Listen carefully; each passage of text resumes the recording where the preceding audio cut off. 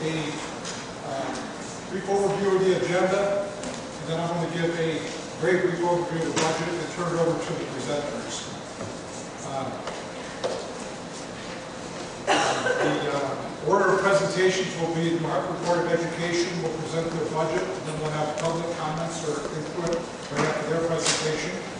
And next we'll have Region 7 Board of Education presentation, followed by public comment on that portion of the budget. And then lastly, the Town of New Hartford budget, and again, public comments on that budget. I am going to ask each of our presenters to limit their presentation to 20 minutes maximum. 15 minutes is better, 10 is great. The point is, brief presentation, you've got all the data in front of you. I want to leave plenty of time for the public to ask whatever questions they may have. We really open it up to the public more so than reading the budgets to you. Okay, so 20 minutes maximum. Okay, as far as the overview, we'll start with revenues. Revenues are relatively flat this year compared to prior years. We had a 0.13% increase in the Grand West. That's unprecedented in the 8 or 10 years that I've been involved with Board of Finance. Typically, it's maybe 1.5 to 2.5%. But the increase in revenue that we have from the tax base is $27,000. Okay, very, very low. The state revenues are essentially flat from the prior year from what we had budgeted. We put in the governor's recommended budget as good as we're going to know. Okay, and while there have been a couple cuts made by the governor in the proposed budget, they're essentially flat over last year. In total, there's $139,000 worth of new revenue. Okay, in this budget, not counting new taxes that we have to work with. Is primarily from a higher surplus carryover from the prior year. When we close out a year, we take whatever surplus we have, expenditures that weren't spent, revenue that came in over budget, and we put that into the next year's budget, so it always carries over. And that's the bulk of the $139,000. So based on minimal growth in revenue that I just showed you, the Board of Finance asked the town and both schools for a 0% increase in their expenditures. Okay, 0% increase. I will say that the Region 7 School Board met that challenge. You'll see where they have an increase of really 1% expenditures that they're asking the towns to cover based on the demographics, changing the kids' populations from each town. New Hartford, share of that is 0, so we have a flat budget from Region 7. The town and the local New Hartford Board of Education, they prepared budgets that were either at 0 or very close to it, took it to their respective boards, and their respective boards just felt it was too low and it wasn't appropriate to achieve that level. So you'll see that their numbers are a little bit higher than what we had asked for, which was 0%.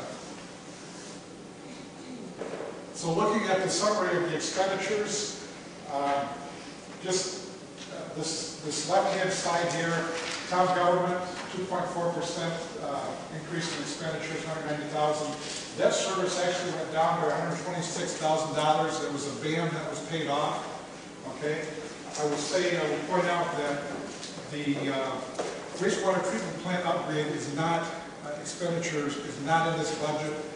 From what we know now, our first payment will not be until the following fiscal year. So there's nothing in this budget for that. Okay, that could be a last-minute change of maybe $80,000 maximum, but probably not. I think it'll be just what you see here. Region 7, minus 2%, minus 0.2%, I should say. New Hartford Board of Education, 3% increase, $220,000. Capital, 36% increase, or $160,000 increase. So overall, we had a $348,000 increased request. Those are the budgets that were approved by the respective boards and brought to the Board of Finance, or 1.7% increase. On the right-hand side is what the Board of Finance approved. The accepted after deliberations and changes. The only change that was made from what was requested on the expenditure side was a $181,000 reduction in capital to get our capital essentially flat to what it was in the previous year. We've also taken some $30,000 from a surplus account designated for infrastructure improvement and used that to apply towards some of that capital expenditure. That's what it's there for.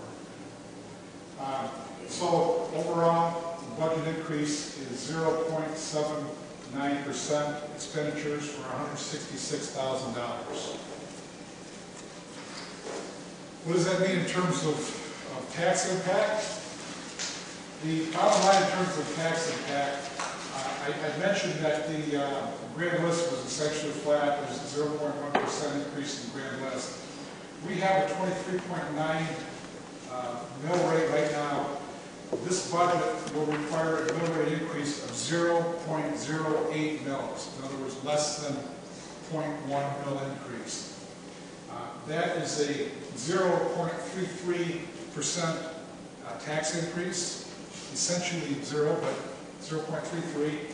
In terms of the impact on property value, property assessments, for every $100,000 of assessed valuation, okay, you'll have a tax of $2,398. That is $7.88 per $100,000 more than the prior year. So if you have a house that's assessed at $200,000, okay, then you will be seeing a tax increase for this budget of less than $16. I guess it just wants me to hurry up.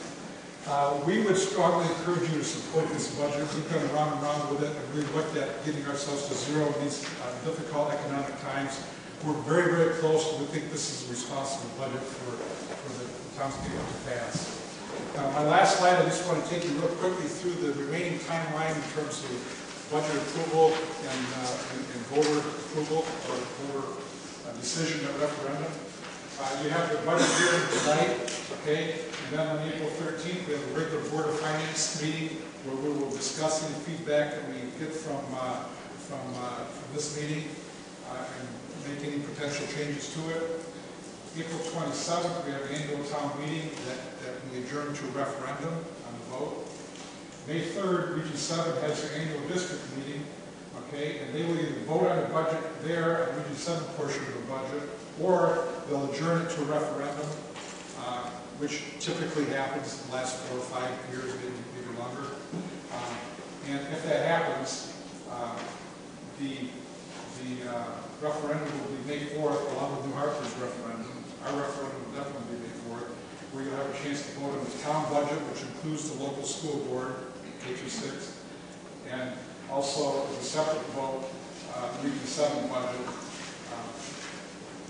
for approval. So this is a timeline. We encourage you to get out and vote and ask lots of questions. And with that, I'm going to turn it over to the local Board of Education, Dr. Philip O'Reilly. Again, I'm asking people to keep their presentations to a maximum of 20 minutes.